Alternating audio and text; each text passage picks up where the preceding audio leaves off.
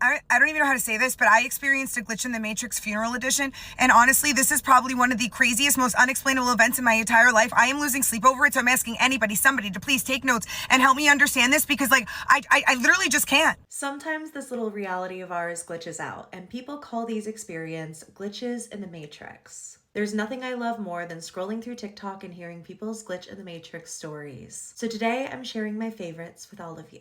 Enjoy and keep the lights on. So 2 months ago, I make funeral arrangements with the family. They have a cremation and they order 50 prayer cards. 50 prayer cards. Now the cards they picked out were so unique, so rare, so beautiful. I'd never even seen them before. Don't carry them. I had to order them custom made from a third-party vendor, in which I did. They mailed them to me. Now I held on to those prayer cards and the cremated remains for about 2 months until last week on Friday when the family called because they wanted to pick them up. So they come in, they pick them up. I'm like, oh, when are you having your service? They said they're going to do something on Sunday, which is in 2 days. I was like, oh, that's really nice. Where are you having it? They're like, we haven't decided it yet. You know, Aunt Ida was really old and she kind of outlived all of her friends, so we'll figure it out. I'm like, great. You know, I hope it's beautiful and so on and so forth. I didn't go, wasn't invited, didn't keep in touch, whatever.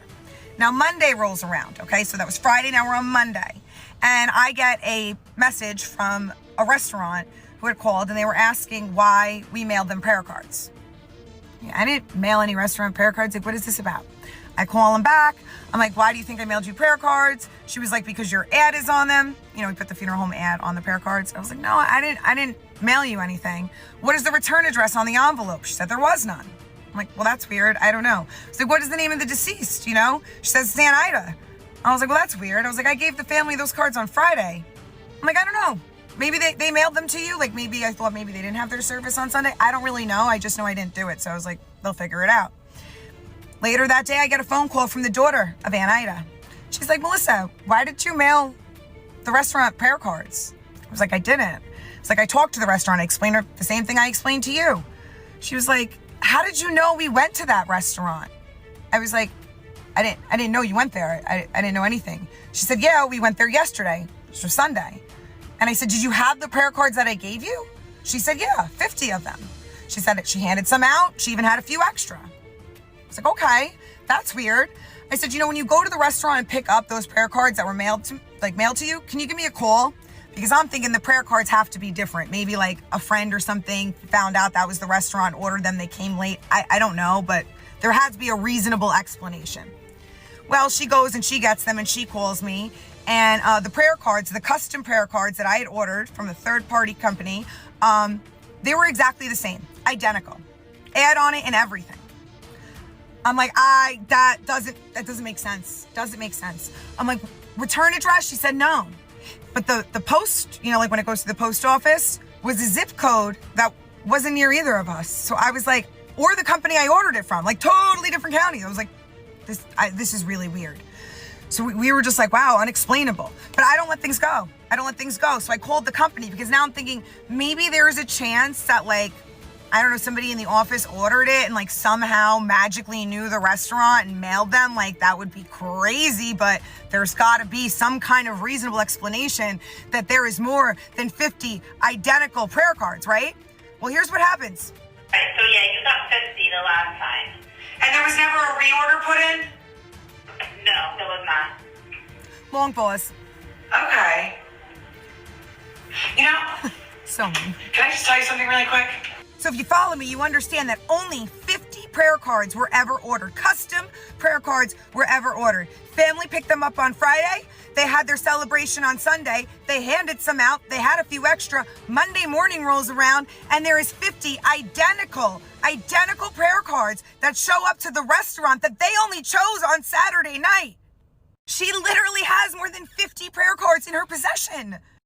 And to be honest, they didn't need an additional 50 prayer cards. Me and Ida's daughter have literally exhausted any, even the wildest, craziest reason how this could happen. It's impossible. Make it make sense. Mwah! I cannot make sense. Still, what happened this morning? Okay, so I'm out of town, staying at a hotel because I'm here for a work function. But our meeting started at 10 a.m. It's 7:10 this morning. My alarm goes off. I'm like, I need a couple more minutes. I put my phone down. I roll back over. all of a sudden I can feel my phone in my hand, like almost as if it was placed in my hand, you know? What the fuck? So I roll over, my phone is in fact in my hand. I know. I did. I click the side of my phone. It says 11:30. Bitch, I jump out of bed so fast. So fast. And I look like one of those cartoon characters that are like getting pinged, like, bing, ding, because I have no idea what to do with myself. Immediately, give the manager a call. And he's like, hi, buddy, good morning. And I'm like, good morning. He goes, hey, you good? And I was like, well, it's 11:30, and I'm not there. He goes, when do you know? You're early as usual. Because I always arrive early. This is 7:30 in the morning. I doubt this man has even left his house. He's having breakfast with his family. And then he proceeds to tell me, like, the time, the day, and day of the week. And I'm like, like, I'm looking at my phone, my guy. It says 11:30. What? There's another person here for the same function, so I run to the window, and I look, and I see their car, and I'm like, well, there's no way they're late, too. Anyway, I hang up, I sit down, and I'm, like, trying to collect my thoughts. Like, what?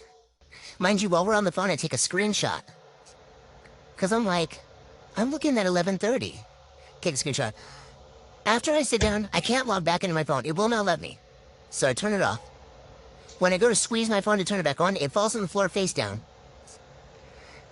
I lean down near my phone, pick it back up, and it's on. Like, not turning on, whatever. It's on. And it says 7:30. I log into my phone, immediately go to my pictures, no screenshot. Like, is this a traumatic event? Absolutely not. Does it not make any fucking sense? Absolutely. And I don't accept this. What happened? Stay spooky, friends.